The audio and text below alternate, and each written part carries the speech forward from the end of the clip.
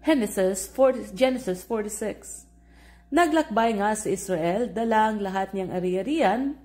Pagdating sa Beersheba, naghandog siya sa Diyos ng kanyang amang si Isaac. Pagsapit ng gabi, tinawag siya ng Diyos sa isang pangitain. Jacob, Jacob, narito po ako, sagot niya. Ako ang Diyos ng iyong ama, sabi sa kanya. Huwag kang matakot na pumunta sa Ehipto. Doon ang lahi mo'y magiging isang malaking bansa. Sasamahan ko kayo roon at ibabalik muli rito. Nasa piling mo si Jose kapag ikaw ay namatay. Mula sa Beersheba ay naglakbay si Jacob.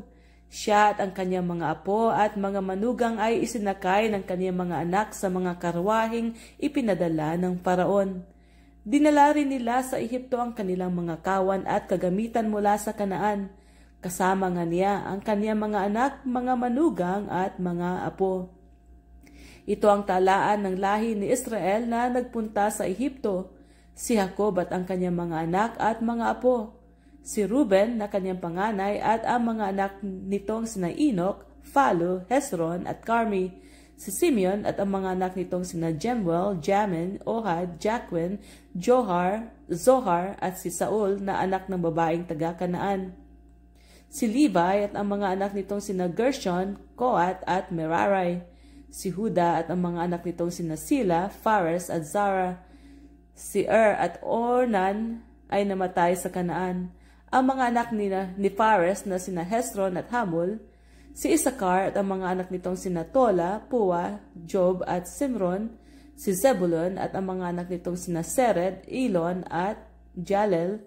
Ito ang mga anak katapon ni Jacob kay Leah na pawang ipinanganak sa Mesopotamia. Kabilang dito si Dina, ang anak na dalaga. Kabilang dito si Dina, ang anak na dalaga ni Jacob. 33 silang lahat. Kasama rin dito si Gad at ang mga anak nito na sina Ziphion, Hagwi, Suni, Esbon, Iri, Arodi at Areli. Si Asher at ang mga anak nitong sina Jimna, Isua, Isui, Beria at ang babaeng kapatid nilang si Sera.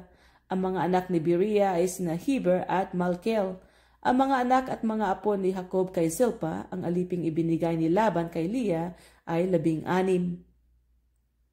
Sa kabilang din sa talaang ito ang mga anak at mga apo ni Jacob kay Raquel, sina Jose at Benjamin. Sina Manassas at Ephraim, mga anak ni Jose kay Asenath na anak ni Potifera na pari sa Heliopolis. Ang dalawang ito ay sa Ehipto isinilang. Ang mga anak ni Benjamin ay sina Bila, Beker, Asbel, Gera, Naaman, Ihay, Ros, Hupim at Ard. 14 ang mga anak at mga apo ni Jacob kay Raquel. Kabilang pa rin dito si Dan at ang buktong niyang anak na si Husim at si Naphtali at ang mga anak nitong sina Jasil, Guni, Jeser at Silem. 7 ang mga anak at mga apo ni Jacob kay Bilha, ang aliping ibinigay ni Laban kay Raquel. 66 ang mga anak at mga apo ni Jacob na nagpunta sa Ehipto, hindi kabilang dito ang kanyang mga manugang. 2 ang naging anak ni Jose sa Ehipto, kaya ang kabuuang bilang ng sambahayan ni Jacob na natipon doon ay 70. Si Huda ang isinugo ni Israel kay Jose upang siya'y salubungin.